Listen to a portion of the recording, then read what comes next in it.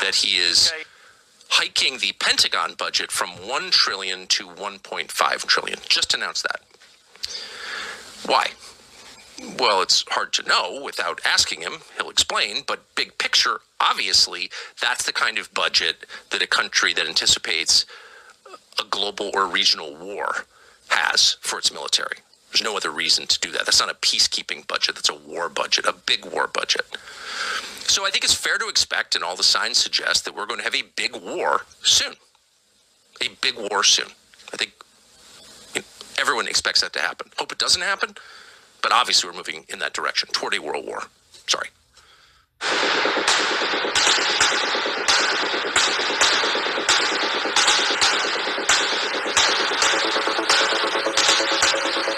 What's happening in Iran has kept the world on edge. But what the US is planning to do next as its arch rival in the Middle East faces unrest has become a top global talking point. I think one thing President Trump is very good at is always keeping all of his options on the table, and airstrikes would be one of the many, many options that are on the table. As the airbase of the United States in Qatar buzzes with activity, the Department of State urged its citizens to leave Iran immediately.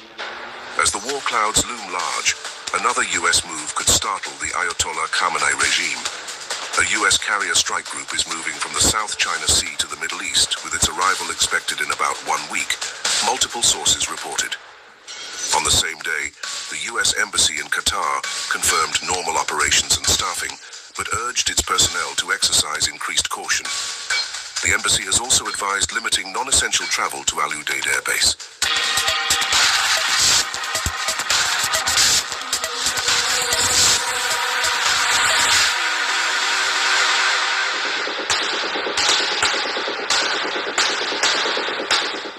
Of USS Abraham Lincoln, America's 5th Nimitz-class aircraft carrier, is making ripples. The largest warships in the world, Nimitz-class carriers, support and operate aircraft that engage in attacks on airborne, afloat and ashore targets. Aircraft carriers are the centerpiece of America's naval forces. The presence of the Stryker group in Iran will give an unprecedented edge to the US if it decides to go to war with Iran. Recently, Iran's Islamic Revolutionary Guard Corps, IRGC, declared peak battle readiness. The Iranian Ministry of Foreign Affairs said that Iran will not underestimate situation changes and is closely monitoring the US's deployments of personnel and weapons at military bases in the Middle East. Heightened tensions in the Middle East are prompting US military movements and diplomatic precautions as regional powers brace for potential escalation involving Iran. Khamenei's regime is also keeping a close watch on Qatar, which houses US's largest airbase in the Middle East.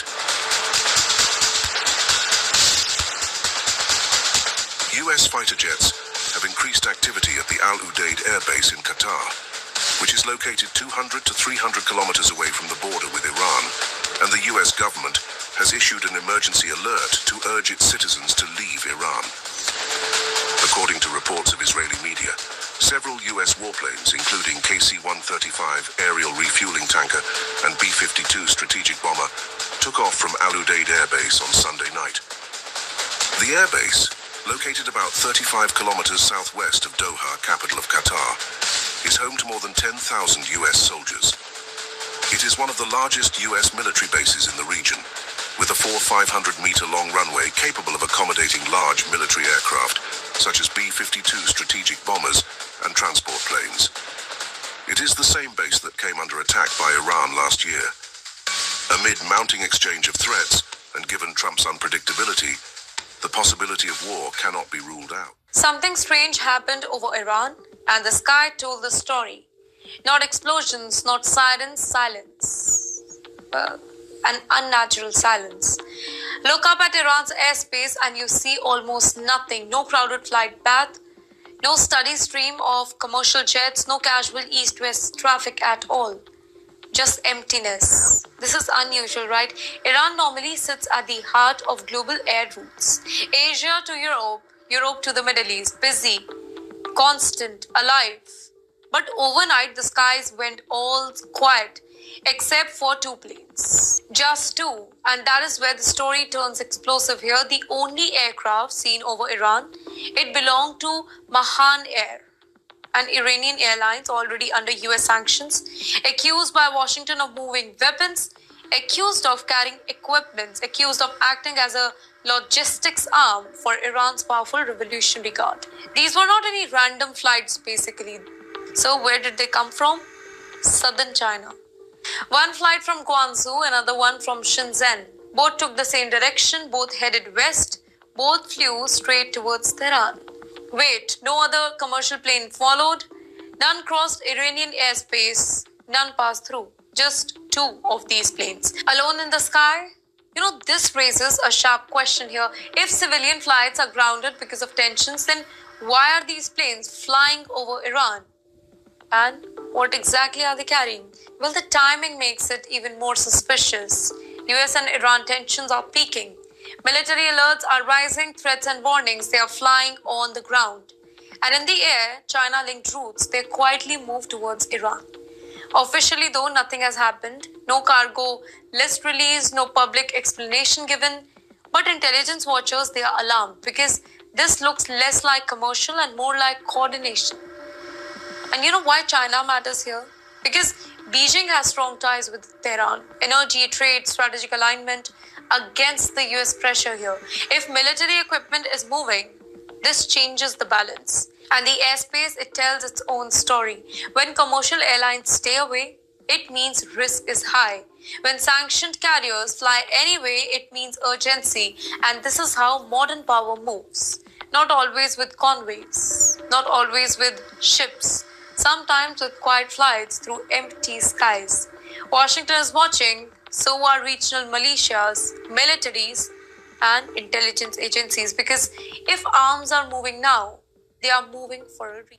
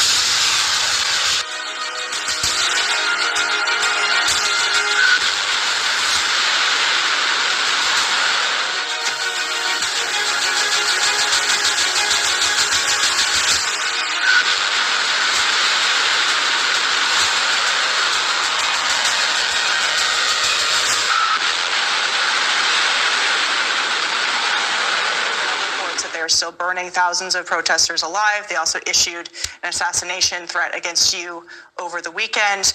I know that you can't talk about what's on the table, but what is your response to Iran's leadership and their regime continuing to taunt you, threaten you, especially given over the weekend you said it's time for new leadership in Iran? Well, they shouldn't be doing it, but I've left notification. Anything ever happens, we're going to blow the whole country is going to get blown up. So we've... originally Biden should have said something, when they made a statement. We always said, why isn't Biden saying anything? Because he didn't. But a president has to defend a president. Like if I were here and they were making that threat to somebody, not even a president, but somebody like they did with me, I would absolutely hit them so hard. But I have very firm instructions. Anything happens, they're going to wipe them off the face of this earth. Where do things stand with Iran? The U.S. has got sizable military assets. We have a lot of ships going that direction, just in case. We have a big flotilla going in that direction. And we'll see what happens. It's a big force. We have a big force going toward Iran. I'd rather not see anything happen, but we're watching them very closely. I stopped 837 hangings on Thursday. If they would have been dead, every one of them would have been hung. This is like from 1,000 years ago. This is an ancient culture. Very smart people, by the way, but it's an ancient culture. 837, mostly young men, were going to be hung on Thursday. And I said, if you hang those people, you're going to be hit harder than you've ever been hit. It'll make what we did to your Iran nuclear look like peanuts. And an hour before this horrible thing was going to take place, they canceled it. And they actually said they canceled it. They didn't postpone it. They canceled it. So that was a good sign. But we have an armada. We have a massive fleet heading in that direction. And maybe we won't have to use it. We'll see. You said would you like the supreme leader to step down or to go into exile? Right now, I don't want to get into that. But they know what we're looking at. You said today that they want There's a lot of killing going on. You said today they want to talk and we'll talk. So if you set something up and they ask you to... Yeah, I do. I would. What happened? But, we've talked to them a lot. They should have made a deal before we hit them with the nuclear, because we really, that was a devastating hit. That whole area is out of play.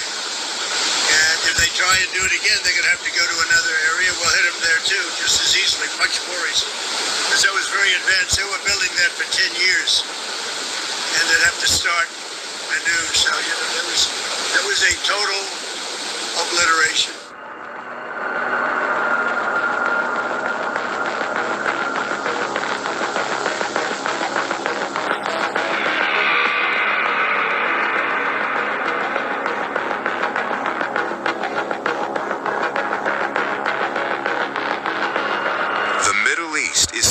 Toward a dangerous breaking point. Iran's military is now on high alert as U.S. warships push closer to its shores. Iranian submarines are reportedly moving toward the Strait of Hormuz, one of the world's most critical choke points for global energy. At the same time, Washington's military buildup is accelerating, signaling that deterrence may be giving way to preparation. Iranian naval forces, including Ghadir and Fateh-class submarines, have reportedly been deployed toward the Arabian Gulf. These vessels are designed for stealth operations in shallow waters, a clear signal that Tehran is preparing for worst-case scenarios. Iranian officials say the moves are defensive, but the timing suggests readiness for a major confrontation. Behind the scenes, Iran's leadership appears to be bracing for impact.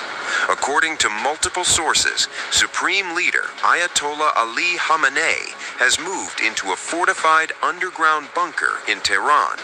Security officials reportedly assessed that a U.S. strike is no longer hypothetical. Day-to-day operations of the Supreme Leader's office are now said to be handled by his son, Masoud Khamenei. Meanwhile, the U.S. military posture is becoming unmistakable. President Donald Trump has confirmed that an American armada is heading toward Iran. The aircraft carrier USS Abraham Lincoln and multiple destroyers are now operating in the Indian Ocean, backed by F-15E Strike Eagles and waves of U.S. military cargo aircraft. Britain has also deployed Typhoon jets to Qatar, adding to the pressure. Iran has issued its starkest warning yet. A senior official says any attack on Tehran would be treated as an all-out war. Missile defenses across the region remain on maximum alert, mirroring the buildup that preceded last year's strikes on Iranian nuclear sites. Officials call it deterrence, but history shows deterrence and war often look the same until it's too late. All this is unfolding amid Iran's worst internal unrest in decades. Thousands are dead, tens of thousands detained, and the regime is facing mounting pressure at home and abroad. Iran's leader is underground, U.S. warships are closing in, and the region is holding its breath, waiting to see which side makes the next move.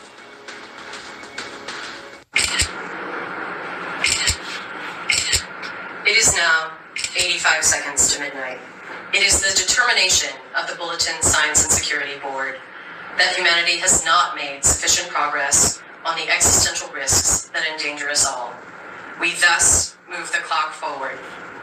The Doomsday Clock is a tool for communicating how close we are to destroying our world with technologies of our own making.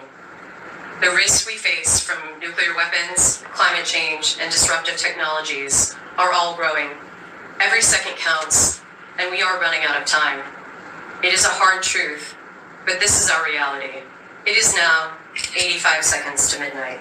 This is the closest humanity has ever been to midnight.